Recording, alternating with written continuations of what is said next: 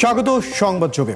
দিনের প্রধান সংবাদ আর তার বিস্তারিত বিশ্লেষণ নিয়ে আপনাদের সাথে আছে আমি ফয়সাল রয়। জুলাই সনদ সইয়ের আগে পিআর পদ্ধতি নিয়ে ঐক্যমত্যে পৌঁছতে হবে বলে মন্তব্য করেছেন জামাতের সেক্রেটারি জেনারেল মিয়া গোলাম পরওয়ার। পিআর সহ 5 দফা দাবিতে এক সমাবেশে একথা বলেন তিনি।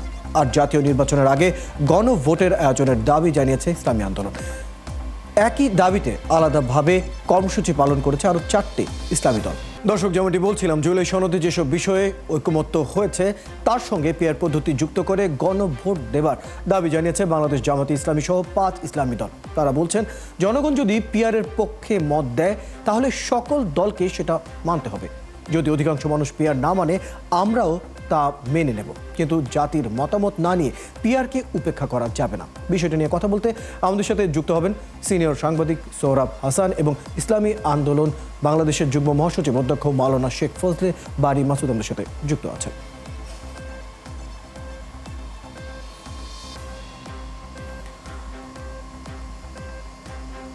আপনাদের দুজনকেই স্বাগত জানাচ্ছি আজকের এই আয়োজনের। প্রথমে প্রশ্ন রাখতে চাচ্ছি অধ্যক্ষ মাওলানা শেখ ফজলে কবিরের কাছে। শেখ ফজলে বারী, এখনকার যে পরিস্থিতি আমরা দেখছি, জুলাই সনদ 15 তারিখে সই হবার কথা রয়েছে। আজ 10 তারিখ, আজকের দিনটা যদি বাদ দিই তাহলে আর 4 দিন থাকছে। যে বিষয়টি 8 মাসে সমাধান হয়নি, কি মনে করেন এত অল্প সময় কি হবে? ধন্যবাদ আপনাকে, ধন্যবাদ যারা দেখছেন শুনছেন সকলকে। ইসলামী আন্দোলন বাংলাদেশের পক্ষ থেকে ধন্যবাদ জানাচ্ছি। এটা একটা সুখবর যে আমরা জুলাই সনদে স্বাক্ষর হতে যাচ্ছে।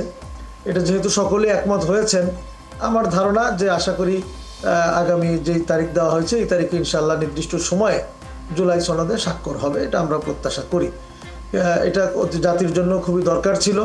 এটা না হলে এটা দেশের জন্য একটা ভয়াবহ বিপর্যয় ডেকে আনতে পারত। এর জন্য এটা খুবই গুরুত্বপূর্ণ। সাথে সাথে জুলাই সনদের মধ্যে আরও যে সকল বিষয় আছে সেগুলিও যেন এর আগেই নিষ্পত্তি করে জুলাই সনদে স্বাক্ষর হলে এটা সকলের জন্যই কল্যাণকর হবে। যেমন যে সকল নোট অফ ডিসেন্ট আছে এগুলিকে উঠিয়ে নেওয়া, এরপরে পিআর সম্পর্কিত বিষয়ে যেটা আমরাও সবসময় বলে আসছি, এই বিষয়টাতেও যদি সরকার বা এই ঐকমত্য কমিশন একটা সিদ্ধান্তে পৌঁছতে পারে তাহলে এটা আমাদের সকলের জন্য কল্যাণকর হবে বলে আমি মনে করি। এখনকার যে সময় যাচ্ছে, আমাদের তো আসলে জুলাই সনদের সইয়ের প্রসঙ্গ নিয়ে আলোচনার কথা। আমরা আলোচনা করছি পিআর পদ্ধতির এই বিষয়টি নিয়ে। ঐকমত্য কমিশনের এখনও সেই বিষয়ে বৈঠক চলছে। তারপরে এই বিষয়টি নিয়ে, পিআর পদ্ধতি নিয়ে কেন আপনারা আলাদা কর্মসূচি বা রাস্তায় কর্মসূচি দিচ্ছেন? অত্যন্ত সুন্দর কথা বলেছেন। বিষয়টা হলো কি, যে পিআরটা আমরা কেন চাচ্ছি এই জিনিসটাই তো আমরা বোঝাতে চাচ্ছি। মানে কেন চাচ্ছি এটা আপনাকে আগে বুঝতে হবে। পিআরটা চাচ্ছি এর জন্য যে বিগত সময়ে আমাদের দেশে বিগত 54 বছর যে রাজনীতিটা চলেছে, আমরা এই জুলাই অভ্যুত্থানের পরে আমরা আগামীতে সেই রাষ্ট্রে আমরা যেতে চাই না। এটা 1400-1500 শহীদ, হাজার হাজার মানুষের অঙ্গহানি হয়েছে, চোখ হারিয়েছে, হাত পা হারিয়েছে। এর পরেও যদি আমাদেরকে আবার সেই পুরাতন বন্দোবস্তে যেতে হয়, এটা আমাদের জন্য খুবই দুঃখজনক। আমরা মনে করি পিআর সিস্টেমটা যদি না আসে, আচ্ছা আপনি বলেন, আপনি চিন্তা করে দেখেন যে আমাদের বিগত যে 54 বছর যে সিস্টেম ছিল, আমরা যদি সেই সিস্টেমে যদি আবার ভোটে যাই তাহলে তো আমরা দেখতে পাচ্ছি যে আবার সেই পুরাতন বন্দোবস্ত, আবারও সেই পুরাতন ফ্যাসিস্ট, আবারও সেই পুরাতন দুর্নীতি, আবারও সেই পুরাতন জুলুম অত্যাচার এবং কি আয়নাঘরও নতুনভাবে হতে পারে। এটা আমরা আশঙ্কা করি এর জন্য জানেন, সেটা হলো আমরা দেখেছি অতীতে বাংলাদেশে বিশেষ করে 2 দলের জমিদারি চলেছে, রাজনীতি চলেছে। আমরা দেখেছি যে একটা দল যখন ক্ষমতায় থাকে সে যেই পরিমাণ জুলুম অত্যাচার করে, পরবর্তীতে যিনি ক্ষমতায় আসেন তিনি ওনার থেকে শিক্ষা গ্রহণ করে পরবর্তীতে আরও মারাত্মকভাবে দেশটাকে পরিচালনা করে। এটা কিন্তু আমরা বাই রোটেশন আমরা দেখে এসেছি। তো এজন্য আমাদের ভয় হচ্ছে আগামীতে যদি পিআর সিস্টেম নির্বাচন না হয় এবং কোনোভাবে যদি নির্বাচনের দিন যে কোনো ইঞ্জিনিয়ারিংয়ের করে হোক কিংবা সন্ত্রাসী কায়দায় হোক, যে কোনো প্রক্রিয়ায় তারা যদি কোনো একটা দল যদি এককভাবে ক্ষমতায় যাওয়ার জন্য তারা চেষ্টা করে এবং ওই চেয়ারে বসতে পারে, আমাদের তো ভয় হয়। আগে হয়েছে আয়নাঘর, এখন যেন কোন ঘর তৈরি হবে। এটা কিন্তু এদেশের মানুষের মধ্যে ভয় আছে। কারণ ক্ষমতায় যদি একটা ভারসাম্য আনা না যায় তাহলে কোনোভাবেই বাংলাদেশের রাজনীতিতে পরিবর্তন আসবে বলে আমরা মনে করি না। আপনি শেখ দেখেন ফজলে বারী, আপনি আমাদের সাথে থাকুন, আপনার সাথে আমরা আলোচনায় ফিরবো। আমাদের সাথে আরেকজন অতিথি আছেন, তার সাথে আমরা একটু মতামত নিয়ে ফিরছি। আমাদের সাথে আছেন সিনিয়র সাংবাদিক সোহরাব হাসান। সোহরাব হাসান, আপনাকে স্বাগত জানাচ্ছি। বর্তমানে এখনকার যে পরিস্থিতি আমরা দেখতে পাচ্ছি, সেই হিসেবে আপনি কি মনে করেন জুলাই সনদ স্বাক্ষরের আগে এই পিআর পদ্ধতি নিয়ে যে ঐক্যমত্যের কথা বলা হচ্ছে, আমাদের মতে রাজনৈতিক মানে আপনাদের মতে রাজনৈতিক দলগুলোর আসলে সংলাপের যে মানসিকতা কতটুকু আছে বলে মনে করেন এই বিষয়ে একমত হওয়ার বিষয়ে নিয়ে? ধন্যবাদ আপনাকে। বাংলাদেশের রাজনৈতিক সংস্কৃতি হলো যে সবকিছু রাজপথে সমাধান করার চেষ্টা এবং আলোচনার মাধ্যমে রাজনৈতিক সমস্যার সমাধান হয়েছে এরকম নজির খুব কম। যদি রাজনৈতিক দলগুলোর সঙ্গে দীর্ঘদিন জাতীয় ঐক্যমত্য কমিশন বৈঠক করেছে, আলোচনা করেছে, পৃথকভাবে বৈঠক করেছে, আবার একত্র বৈঠক করেছে, এর মধ্য দিয়ে একটি সমাধানে আসলে অবশ্যই আমরা এবং পুরো দেশের মানুষ তাকে স্বাগত জানাবে। সরকারের পক্ষ থেকে ইতিমধ্যে 15ই অক্টোবর ঘোষণা করা হয়েছে। এখন নতুন করে আবার যদি আমরা কোনো এজেন্ডা তৈরি করি, এজেন্ডা নিয়ে আসি, তাহলে কিন্তু যেরূপ সমঝোতা হয়েছে সেটাও ভণ্ডুল হওয়ার আশঙ্কা আছে। যেমন জাতীয় ঐক্যমত্য কমিশন যে বিষয়ে একমত হয়েছে 84টি বিষয়ে, তার মধ্যে কিন্তু পিআর পদ্ধতির কথা নেই, অন্তত নিম্ন কক্ষে পার্লামেন্টে যে নির্বাচন হবে। এখন যদি আবার কেউ পিআর পদ্ধতি কি বলে পদ্ধতি ছাড়া নির্বাচন করবেন না বা এরকম অবস্থান নেন, তখন কিন্তু পুরো যতটা আমরা এগিয়েছি সেটা পিছনে যাওয়ার সম্ভাবনা আছে। আরেকটি বিষয় ঠিক যে ইসলামী আন্দোলনের যে নেতা যে বলেছেন যে আমাদের এখানে যে 54 বছর ধরে যে রাজনীতি করে আসছে তাদের স্বৈরাচারের প্রাদুর্ভাব আমরা বারবার লক্ষ্য করছি, ক্ষমতাসীনরা সবকিছু দখল করতে চান। একইভাবে আরেকটি ব্যাপার যেটি তিনি বলেননি সেটি হচ্ছে দলীয় স্বৈরতন্ত্র, দলীয় নেতৃত্বের স্বৈরতন্ত্র, অর্থাৎ দলের প্রধান বা তার সহযোগী বা কেন্দ্রীয় কমিটি সবকিছু কিন্তু দলের নেতা কর্মীদের উপর চাপিয়ে দেয়। আর নির্বাচনের কাউন্সিল করে নির্বাচনের মাধ্যমে কাউন্সিলরদের ভোটের মাধ্যমে নেতৃত্ব নির্বাচনের নজির কিন্তু খুব বেশি নয়। এটি ইসলামী আন্দোলনের ক্ষেত্রে যেমন সত্য, বিএনপির ক্ষেত্রেও তেমনি সত্য, বরং জামাত ইসলামী কিছুটা তারা এই গণতান্ত্রিক রীতি অনুসরণ করে তাদের মতো। সেটা যদিও পশ্চিমা যে গণতান্ত্রিক পদ্ধতিতে নির্বাচন হয়, নেতৃত্ব নির্বাচন হয়, তার থেকে ভিন্ন। এখন বিষয়টা হচ্ছে আমরা একসঙ্গে চলতে চাই কিনা, আমরা গণতান্ত্রিক ব্যবস্থা টিকিয়ে রাখতে চাই কিনা বা প্রত্যাবর্তন করতে চাই কিনা। সেক্ষেত্রে ফেব্রুয়ারিতে নির্বাচনের তারিখ ঘোষণা করা হয়েছে, সময়সীমা ঘোষণা করা হয়েছে। এই 4 মাসে কিন্তু নতুন পদ্ধতিতে আমরা যদি নীতিগতভাবে একমত হই যে পিআর পদ্ধতি বা আনুপাতিক হারে ভোট হওয়া উচিত, এটি 4 মাসে এটা সম্ভব না। কারণ বাংলাদেশের মানুষের সাথে অভ্যস্ত নয়, আর রাজনৈতিক নেতারাও অভ্যস্ত নন। যারা বলছেন তারাও কিন্তু কখনোই পিআর পদ্ধতিতে নির্বাচন করেননি, তারা বর্তমান পদ্ধতিতে নির্বাচন করেছেন। এখন এটি আগামী জাতীয় সংসদের উপরই ছেড়ে দেওয়া উচিত বলে মনে করি।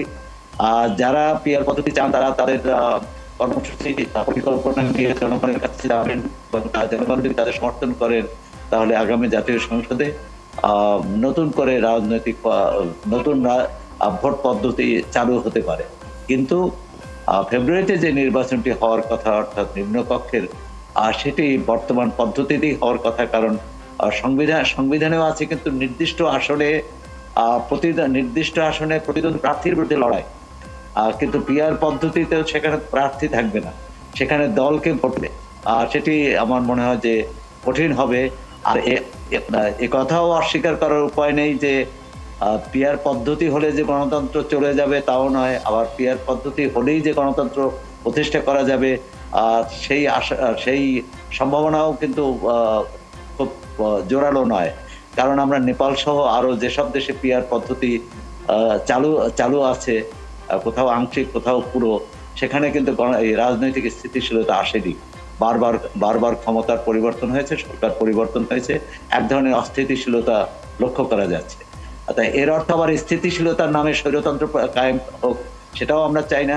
আবার পিয়ার পদ্ধতির নামে অস্থিতিশীলতা, এক ধরনের সকাল বিকাল সরকার পরিবর্তন হবে সেটাও চাই না, যেটি পাকিস্তান আমলে 50-এর দশকে ছিল, যে কারণে 72-এর সংবিধানে যে 70 অনুচ্ছেদ, সেটির একটা বড় যুক্তি ছিল যে এই দল বদলের যদি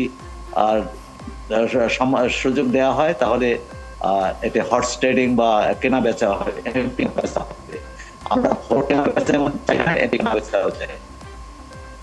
সোহরাব হোসেন, আরেকটি ছোট প্রশ্ন আমি আপনার সাথে একই সাথে যুক্ত করতে চাই। সেটি হচ্ছে, এখন যে সময় যাচ্ছে, আমরা যখন জুলাই সনদের সই হওয়ার সময়টা চলেই এসেছে, যেটা 15 তারিখ, সেখানে আমরা ইসলামী দলগুলোকে দেখছি আজ থেকে তারা নানা ধরনের দাবি তারা তুলে আনছেন। কি মনে করেন এই অল্প সময়ে যে কাজটি আমরা লম্বা সময় করতে পারলাম না, অল্প সময়ে করার কোনো সম্ভাবনা দেখেন কিনা? একই সাথে এই যে পিয়ার পদ্ধতির আসার যে প্রসঙ্গ, সেখানে আপনি বলছিলেন নির্বাচন করাটা আসলে এখনও কতটুকু সম্ভব সেটি নিয়ে আসলে চিন্তার বিষয় আছে। আপনি কি মনে করেন আমরা যদি পিয়ার পদ্ধতির দিকে যেতে চাইও, তাহলে কি নির্দিষ্ট যে সময়ে যে 4 মাস দেওয়া হয়েছে সম্ভব হবে?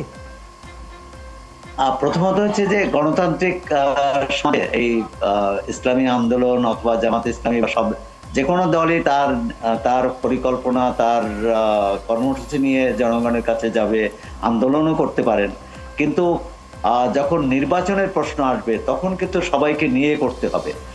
সেটি তো এখন ধরুন পিয়ার পদ্ধতির বিরোধিতা করে 10টি রাজনৈতিক দল বা 20টি রাজনৈতিক দল এর বিরোধিতা করলো এবং তারা এই পিয়ার পদ্ধতি মানলো না, তাহলে তো একটা অচল অবস্থা দেখা দেওয়ার সম্ভাবনা আছে। আবার একইভাবে পিয়ার পদ্ধতির পক্ষে যদি 10টি দল বা তার কাছাকাছি দল যদি এই পদ্ধতির বাইরে নির্বাচন না করতে চায়, একটা সমঝোতায় বা একটা মতৈক্যে পৌঁছতে হবে। যদি আমরা আগামী দিনে গণতান্ত্রিক কাঠামো নির্মাণ করতে চাই, গণতান্ত্রিক ধারায় দেশকে এগিয়ে নিতে চাই, নির্বাচনের বিকল্প নেই। এবং সেই নির্বাচনটি এখন আগামী নির্বাচনে পিয়ার না হলেই যে আর পিয়ার কখনো হতে পারবে না তা নয়। আরেকটি জাতীয় ঐকমত্য কমিশন একটি সমঝোতামূলক প্রস্তাব দিয়েছিল যে উচ্চকক্ষ পিয়ার পদ্ধতি, যেটি জাতীয় নাগরিক পার্টির সমর্থন করেছিল। জাতীয় নাগরিক পার্টি পিয়ার চান, তারা কিন্তু উচ্চকক্ষের কথা বলছে, আর তারা কিন্তু নিম্নকক্ষে পিয়ারের কথা বলেননি। আবার জামাত ইসলামী বা ইসলামী আন্দোলন এবং বামপন্থী দলগুলো কিন্তু তারা সব ক্ষেত্রেই পিয়ারের দাবি করছে। আর কিন্তু এখানে দেখার বিষয় যে আপনি সম্ভাবনার কথা বললেন, মানুষের কাছে অসম্ভব কিছু নয়, তবে কোনটা সুবিধাজনক, কোনটা কখন করার বিষয়, সেই বিষয়গুলো দেখার ব্যাপার রয়েছে। সোহরাব হোসেন, আমরা ফিরবো আবার আপনার কাছে, তবে তার আগে আমরা একটু ঠিক এই বিষয়টি নিয়ে মাওলানা শেখ ফজলে বাড়ির কাছে আমরা ফিরতে চাই। মাওলানা শেখ ফজলে বাড়ি, সোহরাব হোসেনের কথা তো আপনি শুনলেন, তিনি তো বলছেন যদি এখন এই মুহূর্তে পিয়ার পদ্ধতিতে যেতেও চাই এই 4 মাসের মধ্যে, সেটি আসলে অনেকটাই নির্বাচনের ক্ষেত্রে অনেকটাই প্রভাবিত করতে পারে।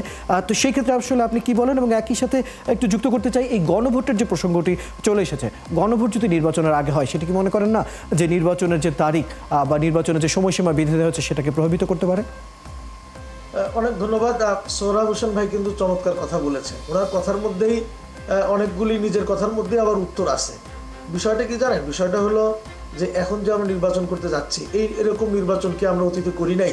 অতীত তো আমরা করেছি।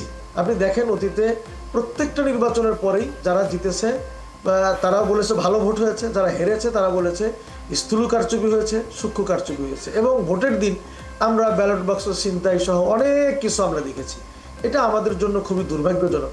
আমরা যদি আবার সেই একই সিস্টেমে নির্বাচনে যাই, যেমন দেখেন এই যে সৌরভ ভাইও বললেন এবং অন্যান্য দলের নেতারা, বিশেষ করে বিএনপিও কিন্তু কথা বলে যে ওনারা পিআর চায়, পিআর নিয়ে জনগণের কাছে যায়। আরে আমরা তো জনগণের কাছে যাচ্ছি এবং যাব, কিন্তু বিষয়টা হলো জনগণ যেটা চায় বর্তমান সিস্টেম পদ্ধতিতে সেই প্রতিফলনটা কি নির্বাচনের মাধ্যমে ঘটানো সম্ভব হবে, নাকি আবার ব্যালট বাক্স চুরি করে কিংবা ইলেকশন ইঞ্জিনিয়ারিং মাধ্যমে সেটাকে নস্যাৎ করা হবে? আরেকটা বিষয় দেখেন, আমি উত্তর দিয়ে যাই, সেটা হলো যে আমরা এই যে আন্দোলনে গেলাম, আন্দোলনে কিন্তু আমরা মাঠে যে গিয়েছি, দেখেন সংবিধানে নেই এই কথাটা যে বলেন, সৌরভ ভাই একটু করে বললেন, দেখেন আমরা সংবিধান সংশোধনের জন্য যতগুলি বিষয় আনা হয়েছে, 70টা না যেন সম্ভবত 80টা, এই 70টা বিষয়ে কোনোটাই কিন্তু সংবিধানে নেই। তারপরেও আমরা এজেন্ডায় আনলাম, আলোচনা করলাম। আমরা 10 এপ্রিল, আজ থেকে প্রায় 6 মাস আগে আমরা কিন্তু লিখিতভাবে পিআরকে আলোচনার আনার জন্য আমরা বহুবার দাবি তুলেছি, কিন্তু দুর্ভাগ্যজনক এটা কোন শক্তির বলে ওনারা এটাকে এড়িয়ে যান। আমাদের তো কাছে মনে হয় যে এটা যারা চায় না তাদের কোনো জিন তাদের এই সরকারের ঘাড়ে, ঐক্যমত্য কমিশনের ঘাড়ে সওয়ার হয়েছে কিনা। তাহলে মাওলানা শেখ ফজলুর রবি, আসলে সব দিন শেষে আসলে যদি এই পিআর পদ্ধতিতে নির্বাচন যেতে হয় তাহলে তো সবার একমত হওয়ার বিষয় রয়েছে। রাজনীতির অন্যতম বিষয় হলো আসলে ছাড় দেওয়া। আগে আমরা একটা রাজনৈতিক দলকে দেখেছি যারা ছাড় নেওয়া দেওয়ার কারণে অবশেষে ফ্যাসিস্টে রূপান্তরিত হয়েছে। পিআর পদ্ধতি নিয়ে যদি অবশেষে একমতে না পৌঁছানো যায় তাহলে কি আপনারা দেশের স্বার্থে ছাড় দিতে প্রস্তুত? না দেখেন, আমি সেটাতে আসতেছি। আমি এর আগে দু একটা বলি, আমরা অবশ্যই দেশের জন্য যা কল্যাণকর হবে, ইসলামী আন্দোলন দেশের কল্যাণে কাজ করে। আমি দু একটা পয়েন্ট না বললে ভুল হবে, মানে একটু কম সময়ের মধ্যে বলবেন। আমি সংক্ষেপে বলি, সেটা হলো যে ভাই একটা কথা বলেছেন যে দলের মধ্যে গণতন্ত্র বা অধস্তনদের মতামত নেওয়া হয় কিনা। ইসলামী আন্দোলন বাংলাদেশি কিন্তু আপনি রিপোর্টে দেখবেন এবার আমরা যে সারা দেশে আমাদের প্রার্থী বাছাইয়ের জন্য যে চেষ্টা করেছি, কার্যক্রম করেছি, এখানে কিন্তু আমাদের তৃণমূলের মতামতের ভিত্তিতেই কিন্তু আমাদের করা হয়েছে। ইসলামী আন্দোলন তৃণমূলের মতামতই নেয়। আর একটা কথা বলি, সেটা হলো যে যারা পিআর চায় না তারা কিন্তু স্থিতিশীল সরকার স্থিতিশীল হবে না, এই কথা কিন্তু তারা বলে। আপনি দেখেন বিগত আওয়ামী সরকার চূড়ান্তভাবে স্থিতিশীল ছিল, 17 বছর স্থিতিশীল হয়ে তারা কি করেছে, দেশের 12টা না 14টা 15টা বাজিয়েছে। কাজেই আমরা চাই যে এমন একটা সরকার হোক যার মধ্যে চেক অ্যান্ড ব্যালেন্স থাকবে। দেখেন আপনি, আমি একটা ছোট্ট উদাহরণ দিই। দেখেন এই যে বর্তমান যে আমরা ঐক্যমত্য কমিশনে যাচ্ছি, কেন যাচ্ছে এখানে দেখেন প্রত্যেক দলই কিন্তু ছাড় দেওয়ার মানসিকতা, প্রত্যেক দলই তার মত চেঞ্জ করার মানসিকতা কিন্তু আছে। এটা কেন আছে জানেন? এটা যদি কোনো একটা দল, আমরা যদি ফ্যাসিস্ট যাওয়ার পরে একটা দলকে আমরা ক্ষমতায় বসাতাম কিংবা কাউকে জাতীয় প্রধান করে জাতীয় সরকারও আমরা যদি করে বসতাম কোনো একটা দলের প্রধানকে, তাহলেও কিন্তু ছাড় দেওয়ার মানসিকতা থাকতো না। তাহলে মূল কথা আমরা এখানে আসতে পারি মাওলানা শেখ ফজলুর বারী, যে এখনকার যে পরিস্থিতি যাচ্ছে, এখন ঐক্যমত্যে যাওয়ারও এখনো বিষয় নিয়ে অনেক কাজ করা বাকি রয়েছে। আমরা আশা করবো সেই কাজগুলো হোক। শেখ ফজলুর বারী, আজকে সময় স্বল্পতার কারণে আলোচনা এখানে শেষ করতে হচ্ছে। ধন্যবাদ সময়টুকু দেওয়ার জন্য। একই সাথে সোহরাব হাসান সিনিয়র সাংবাদিক, আপনাকেও ধন্যবাদ জানাচ্ছি আপনার মূল্যবান সময় আমাদেরকে দেওয়ার জন্য। দর্শক, এই ছিল আজকের সংবাদযোগে। আগামীকাল ঠিক রাত 10টায় আবারও দেখা হবে নতুন কোনো বিষয় এবং তার বিশ্লেষণ নিয়ে। ৭১-এর সাথেই থাকুন।